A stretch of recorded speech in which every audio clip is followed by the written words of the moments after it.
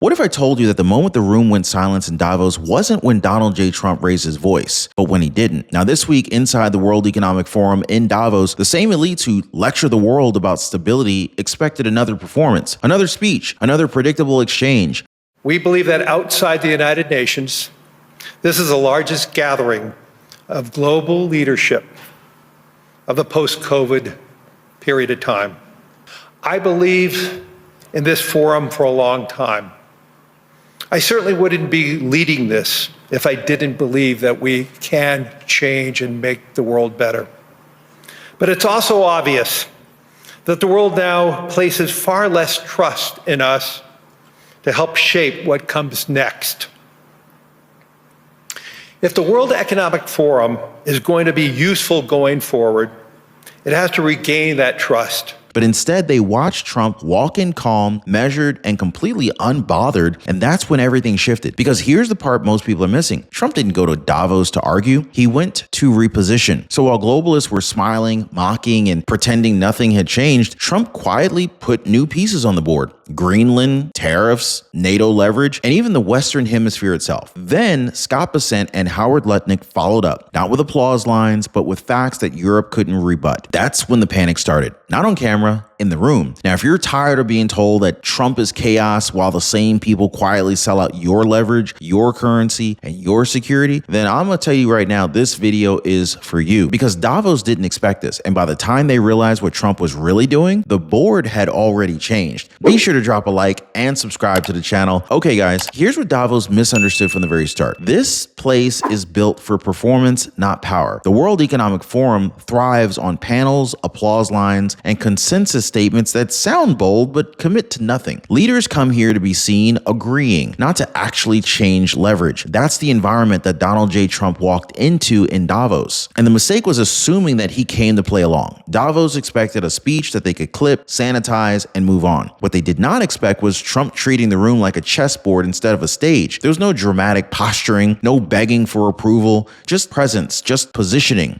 Now that alone completely disrupted the rhythm, because when you refuse to perform inside of a system built on theater, you expose exactly how little the applause actually carries. And this is where the room started to shift. Most leaders who show up in Davos arrive needing something: validation, cooperation, legitimacy. They talk fast, promise alignment, and signal compliance. Trump did the exact opposite. As the sitting president of the United States, he spoke slowly, selectively, and without urgency. That calm wasn't accidental. It was leverage. Silence in a room that's addicted to noise, it becomes unsettling. Brevity in a culture of endless panels feels threatening. Trump didn't need to convince anyone in that room of his relevance. They already knew it. And that's what made the elites uncomfortable. Power doesn't explain itself. It waits patiently. And as Trump waited, people realized he wasn't there to negotiate the system. He was there to signal that the system no longer controlled the board. Now, this part matters more than people realize. I mean, there are two groups of retirees in this country right now. One group is hoping their Medicare plan holds up, hoping nothing changes, hoping there isn't a surprise bill, hoping the coverage that they picked years ago still works today. The other group already checked. They reviewed their Medicare coverage, they closed the gaps, and they didn't wait for a problem to force the conversation. And here's the truth, guys. One of those groups sleeps really good at night. The other group, they're up at night wondering what's going to bite them in the you-know-what later. Now, most people already decided which group they want to be in. This is why so many people are quietly calling the phone number at the bottom of your screen right here. It's totally free, 909-563-8279, or they're visiting the link down below to go to askchapter.org/Ron right now, not because something went wrong, but because they don't want to be caught off guard later. All right,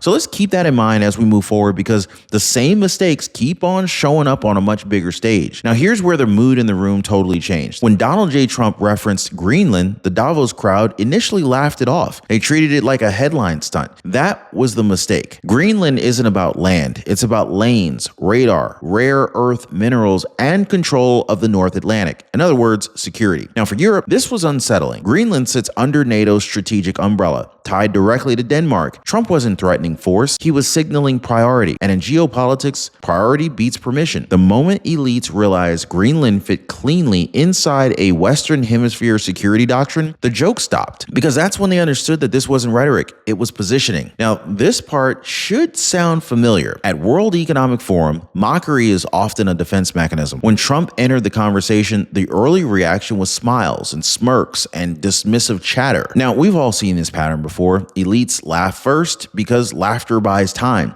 It creates the illusion that nothing serious is happening. But laughter is usually the last phase before recalibration. The same thing happened in Trump's earlier terms: trade wars, energy policy, NATO spending. Each time, the jokes faded once consequences appeared. Now in Davos, the shift was subtle, but it was real. Because of my landslide election victory, the United States avoided the catastrophic energy collapse which befell every European nation that pursued the Green New Scam, perhaps the greatest hoax in history. The Green New Scam, windmills all over the place, destroy your land, destroy your land. Every time that goes around, you lose $1,000. You're supposed to make money with energy, not lose money. Here in Europe, we've seen the fate that the radical left tried to impose on America. They tried very hard. Germany now generates 22% less electricity than it did in 2017. And it's not the current chancellor's fault. He's solving the problem. He's going to do a great job. But what they did before he got there, I guess that's why he got there.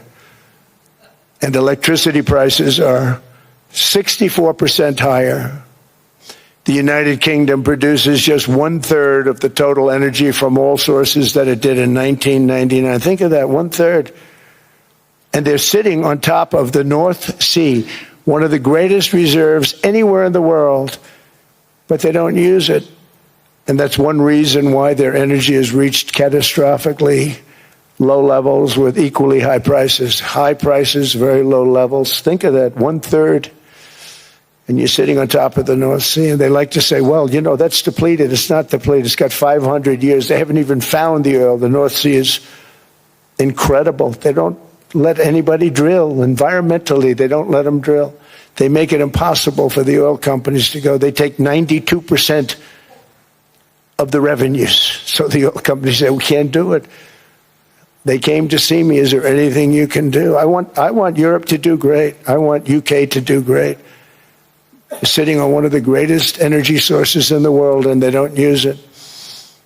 In fact, their electricity prices have soared 139%. There are windmills all over Europe. There are windmills all over the place, and they are losers. One thing I've noticed is that the more windmills a country has, the more money that country loses and the worse that country is doing. China makes almost all of the windmills, and yet I haven't been able to find any wind farms in China. Did you ever think of that? It's a good way of looking at it. They're smart. China's very smart. They make them, they sell them for a fortune. They sell them to the stupid people that buy them, but they don't use them themselves. They put up a couple of big wind farms, but they don't use them. They just put them up to show people what they could look like. They don't spin. They don't do anything. They use a thing called coal, mostly. But China goes with the coal. They go with oil and gas. They're starting to look at nuclear a little bit. And they're doing just fine. Conversations stopped being public, side rooms filled, advisors leaned in. When people stop mocking and start whispering, that is the telltale sign right there. That's when they realize that they misread the board again. So this is where the disbelief turned into exposure. Now, for years, global trade elites, they convinced themselves tariffs were outdated. They were blunt tools that no modern leader would dare use again. But Donald J. Trump never abandoned them because he understands something Davos hates admitting. Tariffs are not punishment. They're discipline. They force clarity. When Trump floated massive tariff consequences tied to Greenland and trade posture, Europe froze. The European Union depends very heavily on exports, especially through vulnerable supply chains that assume open access to U.S. markets. Countries like Denmark felt it immediately. Tariffs work in 2026 for the exact same reason they always did: asymmetry. The U.S. can absorb pressure far longer than export-dependent economies can. Now that's leverage that Davos doesn't like because it just can't panel discuss it away. Then came the moment that truly rattled the elites, not from Trump, but from his Treasury Secretary Scott Bessent. So when Scott Bessent casually dismissed concerns about Danish Treasury sales as irrelevant, it landed like a cold splash of water in the face. Markets didn't panic, investors didn't flinch, but the room sure did, because Scott Bessent wasn't posturing. He was stating reality. U.S. debt is not hostage to European political signaling. The global financial system still orbits American liquidity. That's when Davos couldn't counter. Now, for years, elites relied on the idea that financial pressure could restrain U.S. policy. Scott Bessent ended that illusion in one sentence: when Treasury speaks calmly and markets agree, the message is clear. Leverage has not shifted away from Washington. It's consolidated right there. And what we're talking about here isn't geopolitics. It's a pattern. Now, most people, they don't even realize how draining it is to just keep on starting over. Every month feels like a reset. Income comes in, bills go out, nothing actually stacks. You work, you pay, you repeat, and the moment something slows down, everything feels fragile again. That's life outside the room. Now, inside the room, leverage compounds, systems run, momentum builds. This is exactly why Flywheel Income Society exists. It wasn't built around shortcuts or hype. It was built around systems, recurring income, structure, consistency, and people actually building instead of guessing alone month after month. Now, if you're tired of income that keeps on restarting, if you're tired of feeling like progress resets every 30 days, I'll leave a link down below to the Flywheel Income Society down below. Click the link right now. Join us over there. All right, let's keep this frame in mind, because what happens next at Davos shows you exactly how people with leverage think differently. Now, this is where the policy hardened. When Howard Lutnick spoke, he didn't hedge, soften, or diplomatically blur the message. He reinforced what Donald J. Trump had already made clear. The Western Hemisphere is not up for negotiation, not economically, not strategically, not quietly through partnerships. What rattled Davos wasn't the tone, it was the boundary. Lutnick framed commerce as national security, drawing a line between allies and dependencies. Okay. We are in Davos at the World Economic Forum. And the Trump administration and myself, we are here to make a very clear point. Globalization has failed the West and the United States of America. It's a failed policy. It is what the WEF has stood for, which is export, offshore, far shore, find the cheapest labor in the world, and the world is a better place for it. The fact is, it has left America behind. It has left the American workers behind. And what we are here to say is that America First is a different model, one that we encourage other countries to consider, which is that our workers come first. We can have policies that impact our workers. Sovereignty is your borders. You're entitled to have borders. You shouldn't offshore your medicine. You shouldn't offshore your semiconductors. You shouldn't offshore your entire industrial base and have it be hollowed out beneath you. You should not be dependent for that which is fundamental to your sovereignty on any other nation. And if you're going to be dependent on someone, it darn well better be your best allies. Okay? And so that is a different way of thinking. It is completely different than the WEF. I viewed the WEF as not a flagpole in the middle, but in fact, they are the flag. Whichever way the wind blew, so it blew. You should have solar, you should have wind. Why are you going to do solar and wind? Why would Europe agree to be net zero in 2030 when they don't make a battery?